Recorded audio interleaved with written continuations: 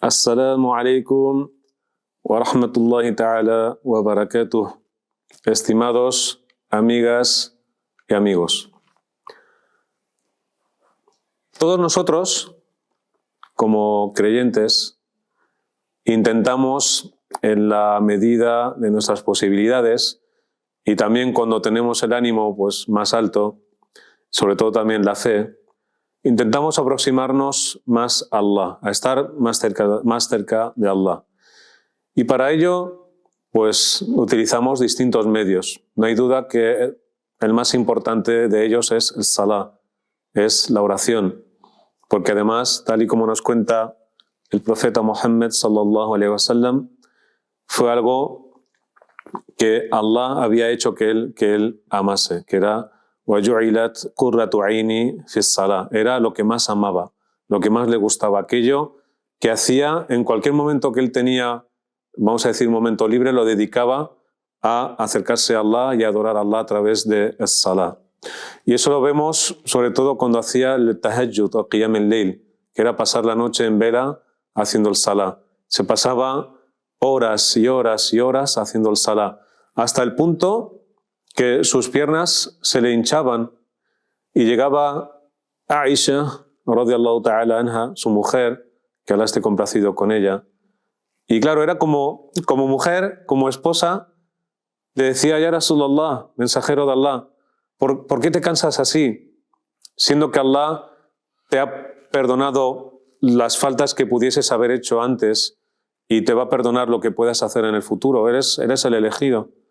¿Y cómo lo respondió? Ella le preguntó como mujer, como esposa, y él le respondió como profeta, como creyente. Le dijo, «Afala akun abdan shakura». Dice, ¿acaso no puedo ser un siervo agradecido? Allah me ha agraciado dándome el mejor de los libros revelados, el Corán. Me ha agraciado también haciéndome el mejor de los profetas, el más ilustre. Me ha agraciado con la mejor de las generaciones, el Sahaba. ¿Cómo no voy a estar agradecido a Allah? Y el creyente, como he dicho, no solo se puede acercar a Allah a través de lo que se conoce en el Islam como el ibadat, que es el salah, el ayuno, el dhikr, recordando a Allah, recitando el Corán, etc. Sino que es tan inmensa la misericordia de Allah que podemos acercarnos a Allah incluso con otras cosas que pensamos que no las tendría, pero Allah ha derramado, ha diseminado su misericordia en absolutamente todas las cosas. Y así lo dice Allah subhanahu wa ta'ala en el Corán. Inna rahmati wasi'at kulla shay. Mi misericordia lo ha abarcado absolutamente todo. Todo. Y una prueba de ello es que Allah ha hecho que aprender, y como más se dice explícitamente en el Islam, talabul ilm, buscar el conocimiento, es una ibada. Es una forma de servir y adorar a Allah.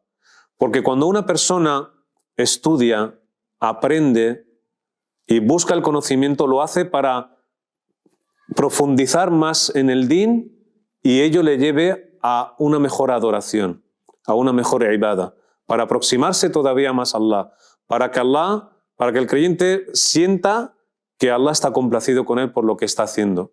Y no cabe duda que entender el din correctamente es muy importante.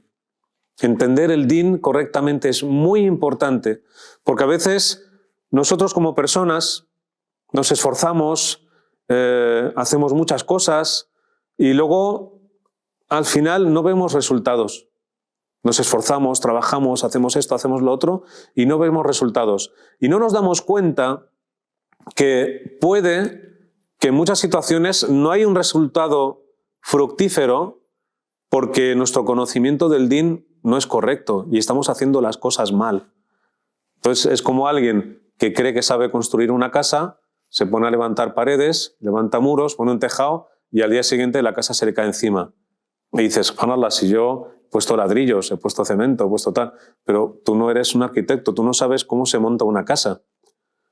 Y la casa se te ha caído. Entonces nuestros actos, muchos de nuestros esfuerzos y de nuestras actividades que llevamos a cabo con el fin de adorar a Allah, con el fin de hacer cosas a nuestro favor relacionadas con el din, se nos vienen abajo y no dan el fruto esperado.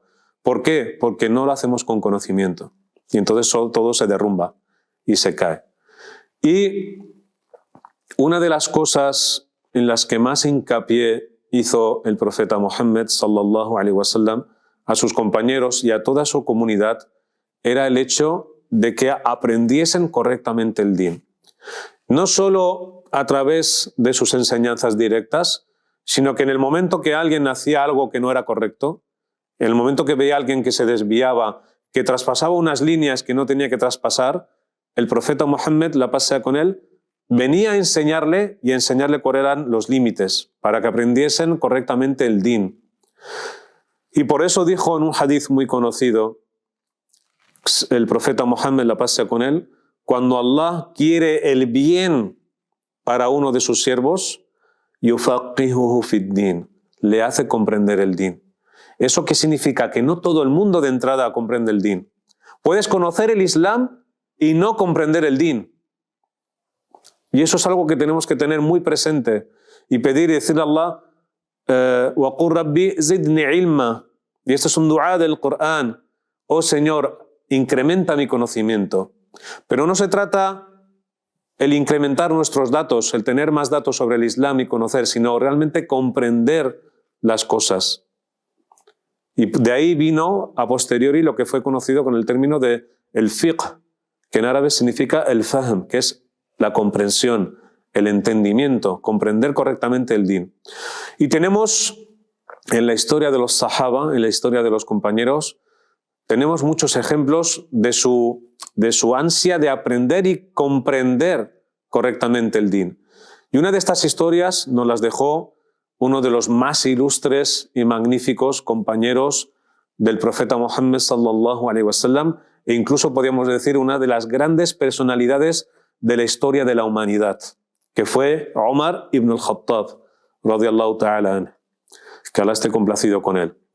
Cuando Omar fue elegido como emir de los creyentes y el jefe del Estado musulmán, tuvo también muchas responsabilidades a sus espaldas. Y en una ocasión le llegó una carta de uno de sus emires que estaba en Irak, que era Abu Musa al-Ash'ari, que era también otro de los sahaba, otro de los compañeros del profeta.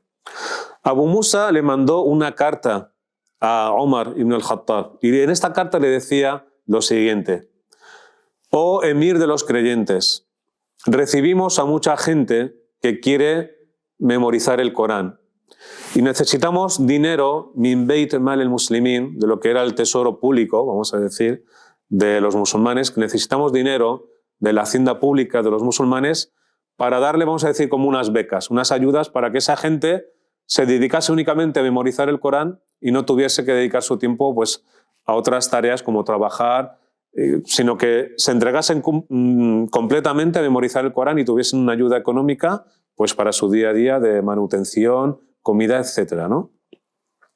Entonces Omar, como lo vio una gran noticia, le respondió positivamente y le mandó ese dinero a Abu Musa para que pudiese pues, patrocinar y mantener a esos alumnos, ¿no? Pasado un año, más o menos, le llegó otra carta de Abu Musa al-Ash'ari y prácticamente era la misma carta, porque Abu Musa decía en esta carta: oh emir de los creyentes, el número de personas que vienen a memorizar el Corán se ha incrementado. Necesitamos más dinero.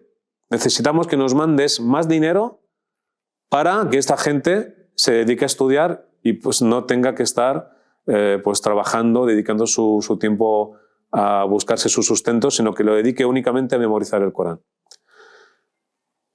Entonces aquí Omar ibn al-Khattab, que Allah esté complacido con él,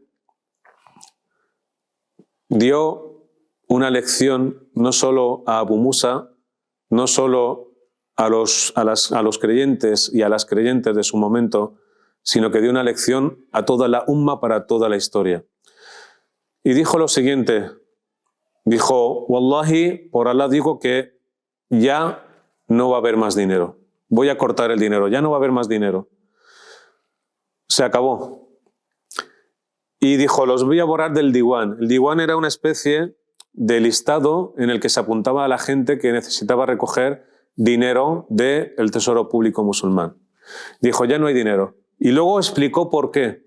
Explicó a Abu Musa al-Ash'ari por qué ya no iba a mandar dinero. Y dijo, lo voy a decir en árabe y luego lo voy a traducir. Dijo, Wallahi, inni la akhsha an yusari'a an-nas ila qira'at al-Qur'an duna an yatafaqqahu fi ad-din fayata'awwaluna al-Qur'ana ala ghayri ta'wilih. Dijo, Wallahi, tengo miedo. Fijaos, inni la akhsha, tengo miedo, temo que la gente se apresure a memorizar el Corán sin estudiar el din, sin comprender el din, y luego interpreten el Corán como no hay que interpretarlo.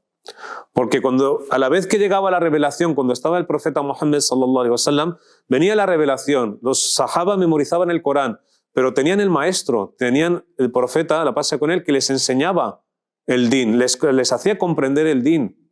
¿Qué pasaba? Que los sahaba estaban muy ocupados en extender el Islam por otros territorios, había muchos trabajos que hacer. Se estaba extendiendo el Islam, estaban enseñando el Islam y a lo mejor no podían dar abasto para todos esos territorios del Islam que eran muy grandes y la gente entraba en el Islam. Entonces, ¿qué dijo? Wallahi, tengo miedo de que la gente venga con buena intención a aprender el Corán y a memorizar el Corán. Pero debido a que no sepan y a que no entiendan, tengo miedo que luego interpreten el Corán como no hay que interpretarlo y luego digan cosas que no son correctas. Entonces, fijaos bien, Omar, que en ese momento es Emir el-Mu'minin, el emir de los creyentes, el responsable ante Allah de la umma, el responsable ante Allah del Corán. En ese momento, él, como jefe de Estado, se niega. ¿Por qué? No porque aquello que hacían era malo, sino porque veía el ma'alat, veía en qué podía deparar aquello. Y por eso se negó. Y fijaos bien que Omar, como ya sabéis, fue quien propuso a Abu Bakr recopilar el Corán. Tenía miedo, dijo, en aquel momento tenía miedo que el Corán se perdiese. Los sahaba estaban, te entendían muy bien, pero el problema en aquel momento que era que el Corán se perdiese. Ya el Islam se estaba extendiendo, ya no había ese problema de que el Corán se perdiese. Él era un visionario, Omar ibn al-Khattab. Veía, tengo miedo que esa gente, con buena intención son musulmanes, interpreten el Corán y salgan con cosas que no son. Y subhanallah, fijaos en esa visión de Omar, porque justamente eso es lo que pasó después con un grupo que eran de los musulmanes de Tabi'in, que se llamó el Khawarij, los Jarijitas, que eran gente que incluso, como nos cuenta el propio Ibn Abbas, que era Turjuman al-Qur'an, el intérprete del Corán, que mejor conocía el Corán, Ibn Abbas, cuando llegó a los Jarijitas, dijo, no he visto a nadie, fijaos bien, Ibn Abbas, un sahabi, de los grandes sahaba, de los grandes compañeros del profeta, dijo, no he visto a nadie que haga tanto ibada como esta gente. Hacían mucho salá, hacían mucho ayuno, leían mucho el Corán, pero que eran juhal, desconocían completamente el din. Y luego el imam Ali, radiyallahu ta'ala, tuvo problemas, se tuvo que enfrentar a ellos, porque se levantaron contra él. Y pensaban que ellos entendían el din. Pensaban que ellos entendían el din mejor que Ali, que Ibn Abbas, que Omar, que todos. ¿Cómo podían pensar así? Porque no conocían el din, no entendían el din. Y eso les llevaba a ser prepotentes, a sentir ese orgullo de que ellos conocían mejor que nadie el Islam.